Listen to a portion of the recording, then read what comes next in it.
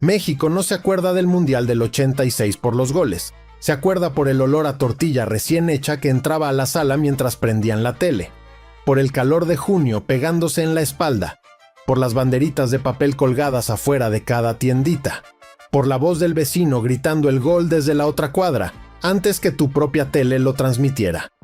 Aquel verano fue mucho más que fútbol. Fue el verano en que un país roto se volvió a parar de pie. Hoy, 40 años después, vamos a recordarlo. No los partidos, la emoción. Hoy, a pocos días de que comience un nuevo mundial en México, en Añorando México queremos recordar cómo se vivió en el año 1986. Disfruten. Para entender lo que significó aquel mundial, hay que regresar 9 meses atrás. La mañana del 19 de septiembre de 1985, a las 7:19, la tierra se rompió debajo de los pies de la Ciudad de México. Más de 10,000 muertos, edificios partidos a la mitad, familias enteras buscando entre los escombros con las uñas. El país quedó, literalmente, sobre las rodillas. Y en medio de aquel duelo nacional, pocos se acordaban de que en 8 meses, México sería la sede de la Copa del Mundo. Hubo voces que dijeron que había que cancelarlo, que un país de luto no podía celebrar nada.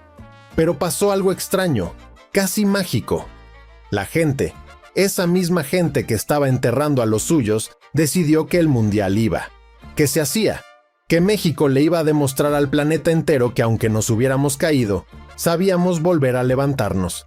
Y así, contra todas las predicciones, contra el dolor, contra la lógica, llegó el verano del 86.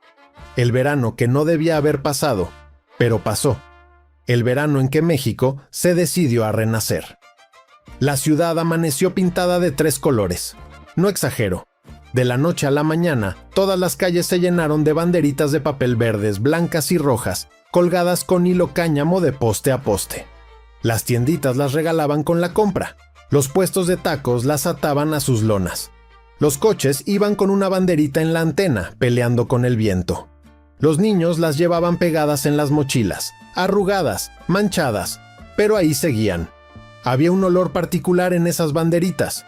Olor a papel barato, a engrudo, a sol de mediodía. Si cierras los ojos, todavía lo puedes recordar. Las casas de las colonias populares amanecían con guirnaldas de papel picado, hechas en casa con tijeras chuecas pegadas con cinta canela en las ventanas. Las abuelas decían, que vea el mundo que aquí somos mexicanos hasta los huesos. Y el mundo, en efecto, lo vio. En aquella época todavía no había televisión en cada cuarto. La mayoría de las casas tenía una sola tele, grande, de mueble, con bocinas a los lados, pesadísima, en la sala, y un radio chiquito en la cocina. Cuando había partido, la dinámica era casi religiosa. El papá ocupaba el sillón principal, el abuelo el segundo, los niños tirados en el piso con un cojín, las mujeres entrando y saliendo con vasos de agua de Jamaica y tortas de jamón. Y la mamá, que decía no entender de fútbol, terminaba siempre gritando los goles más fuerte que nadie. El radio en la cocina iba prendido de fondo, en la frecuencia de Radio Centro, de la W o de la VIP, narrando el partido por Ángel Fernández, por Fernando Marcos, por José Ramón Fernández. Las voces de aquellos cronistas son la banda sonora de ese verano. Si uno cerraba los ojos podía escuchar el partido por 2 lados al mismo tiempo, la imagen por la tele, el grito por la radio. Ese desfase de 2 segundos nos parecía cosa de magia. La mascota oficial era un chile jalapeño, verde, con bigote y sombrero de mariachi. Se llamaba Pique. Hoy lo verías y dirías que estaba feo, ridículo, casi caricaturesco. Pero entonces ese chile era nosotros. Era el espejo cariñoso que México le presentaba al mundo. Morenos, picosos, con sombrero, con sonrisa, sin pretensiones. Pique estaba en todos lados. En los vasos de plástico que regalaba el banco. En los llaveros que vendían los ambulantes en el metro. En los cuadernos de cuadro chico de los niños de primaria. En los gises pintados en las paredes de la escuela. En los cromos para coleccionar. En los muñecos de peluche que tu tía te regalaba en tu cumpleaños y que dormían contigo. Hoy Pique parece un personaje viejo de los archivos. En el 86, Pique era un amigo imaginario que toda la patria compartía. Y en el centro de toda la ilusión infantil de aquel año estaba el álbum. El santo álbum Panini del Mundial México 86. Tenerlo era una obsesión. Llenarlo, una misión casi imposible. Cada sobrecito traía 5 estampas, costaba unas monedas, y los niños ahorrábamos para comprar 1 o 2 a la semana, con la esperanza de encontrar al fin aquel jugador que nos faltaba. Las estampas se cambiaban en el recreo de la escuela en un mercado paralelo de gritos. Te doy 2 brasileños por un Maradona. Las repetidas se guardaban en una bolsa especial y se intercambiaban con primos lejanos por correo escribiendo cartas a mano. Cuando se conseguía la estampa más rara, la que todos buscaban, la que parecía no existir, se sentía como ganarse la lotería. Las niñas, aunque algunos no se lo crean, también competían en eso. El álbum unió a una generación entera. Y después, cuando crecimos, lo encontramos guardado en el closet de la abuela. Casi entero, faltándole apenas 3 estampas. Las mismas de siempre. Los días de partido, las casas se transformaban. Las mamás compraban la noche anterior una bolsa enorme de Sabritas, una de Ruffles y una de quesos. Se ponía un cuenco con cacahuates japoneses. Se sacaba el refresco de a 3 litros, escondido en el patio para que estuviera muy frío. Si era partido importante, se preparaban tortas, de pierna, de jamón con queso, de aguacate con frijoles. Se cortaban en 4 y se acomodaban en una charola de plástico que tu mamá reservaba solo para visitas. A la casa llegaban los tíos, los compadres, el amigo del trabajo, el vecino que no tenía tele. Cabíamos todos, niños sentados en el piso, adultos en sillones prestados, abuelos en la única silla cómoda, y todos veíamos el mismo partido al mismo tiempo, con los mismos nervios, gritando lo mismo, callando al mismo tiempo, sufriendo en familia. Era una intimidad que ya no existe. Hoy cada quien ve el partido en su celular, con audífonos, encerrado en su cuarto. En el 86, ver fútbol era un acto colectivo, casi sagrado. Cuando jugaba México, las calles del país entero se vaciaban. Era impresionante. Manejabas por la avenida y no había nadie, ni un coche, ni un peatón. Era como si hubiera caído una bomba. Los semáforos cambiaban de color sin que nadie los obedeciera, porque no había a quien regular. Las tiendas cerraban temprano, los puestos se replegaban. El único ruido del mundo eran los gritos de los goles que salían por las ventanas, todos al mismo tiempo, sincronizados, formando un coro nacional. Y cuando ganaba México, esas mismas calles se llenaban en cuestión de minutos. La gente salía corriendo de su casa con banderas, cazuelas y cucharones, formando caravanas espontáneas que iban hacia el Ángel de la Independencia, hacia la fuente del barrio, hacia la plaza del pueblo. Los niños se subían al cofre del coche de su tío. Las muchachas de 15 años se ponían pintura tricolor en la cara. Los abuelos, que normalmente no salían después de las 8, esa noche bailaban en la banqueta. Se gritaba «México, México, México», hasta que la garganta dolía, y dolía rico. Aquel mundial fue también la fiesta de los vendedores de la calle. Salieron de quién sabe dónde, multiplicados por 1000, ofreciendo de todo. Sombreros tricolores de plástico, pelucas con los colores de la bandera, trompetas chillonas que costaban 10 pesos y duraban 2 días.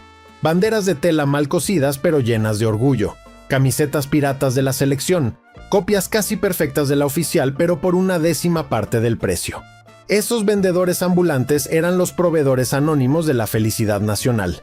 Caminaban con sus mercancías por todo el centro histórico, por las salidas del metro, por las afueras del Estadio Azteca gritando «Lleve su sombrero del Tri, lleve su banderita, lleve su cornetita». Y la gente compraba todo, aunque al día siguiente la trompeta ya no sirviera, aunque la peluca durara 1 hora antes de deshacerse. No importaba, en esos días se compraba con el corazón, no con la cabeza. Otra parte del verano del 86 fueron las voces, las benditas voces de la radio. Cuando ganó México el primer partido contra Bélgica, el grito de Ángel Fernández recorrió la ciudad como un trueno. ¡Gol de México! ¡Gol de la patria! Y todo el mundo, hasta el que no estaba viendo, supo que algo grande había pasado. La radio era todavía más poderosa que la tele en muchas casas. Era portátil. Iba en el camión, en el taller, en la fonda, en el taxi. Los taxistas escuchaban los partidos con la radio a todo volumen, y si alguien se subía a media cancha, daba igual el destino. Lo importante era no perderse el siguiente disparo. En las verdulerías, en las tortillerías, en las peluquerías, todo el mundo estaba pegado al radio chiquito. Aquellas voces se volvieron parte del mobiliario emocional del país. Hoy ya casi nadie las escucha en vivo. Hoy todo se ve en pantalla. Pero en el 86, la voz era la dueña de la fiesta.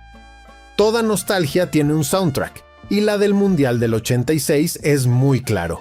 Sonaba El Equipo Tricolor, aquella canción que cantaba la propia selección con Hugo Sánchez, Manuel Negrete y Pablo Larios, todos desafinando juntos en el videoclip. Sonaban las baladas de Lupita D'Alessio en la radio. Sonaba Emanuel. Luis Miguel apenas era el muchachito flaquito que estaba empezando a llenar estadios. Y por todas las bocinas de la ciudad, aquel tema oficial del Mundial, 1, 2, 3, olé, olé, olé, se metía a la cabeza y no salía nunca. Nunca. Las niñas saltaban la cuerda al ritmo de esa canción. Los niños pateaban la pelota del recreo cantándola. Las señoras la tarareaban mientras lavaban en el lavadero. Era el pegamento sonoro de un país que necesitaba algo, lo que fuera, para seguir sonriendo después del temblor. 40 años después, podemos jurar una cosa: aquel sentimiento ya no se va a repetir. Hoy México vuelve a ser sede del Mundial, en este 2026, y será maravilloso. Habrá fiestas, banderas, goles, alegría. Pero ya no será lo mismo, porque aquel verano del 86 fue irrepetible. Tenía algo que ya no tenemos: la inocencia. En aquel entonces no había celulares, no había redes sociales, no había streams. Si te perdías el gol en vivo, te lo perdías para siempre, porque no había forma de repetirlo, salvo el resumen del noticiero. Eso volvía cada minuto un tesoro, cada partido, una fiesta única, cada gol, un momento que jamás regresaría. Tampoco volverá la familia entera apretada en una sala, ni el vecino que llegaba sin avisar, ni la abuela rezando un Padre Nuestro mientras tirabas el penalti, ni los gritos coordinados saliendo por todas las ventanas de la cuadra al mismo tiempo, ni el orgullo silencioso, profundo, de un país que apenas 3 años antes lloraba a sus muertos del temblor y de pronto se descubría capaz de festejar otra vez. Por eso México jamás olvidará aquel verano. No por los goles, no por los resultados, por el alma. Porque en 1986, sin saberlo, vivimos juntos algo que 40 años después seguimos extrañando. Y que, aunque venga otro mundial, otra fiesta, otra copa, no volverá a sentirse igual.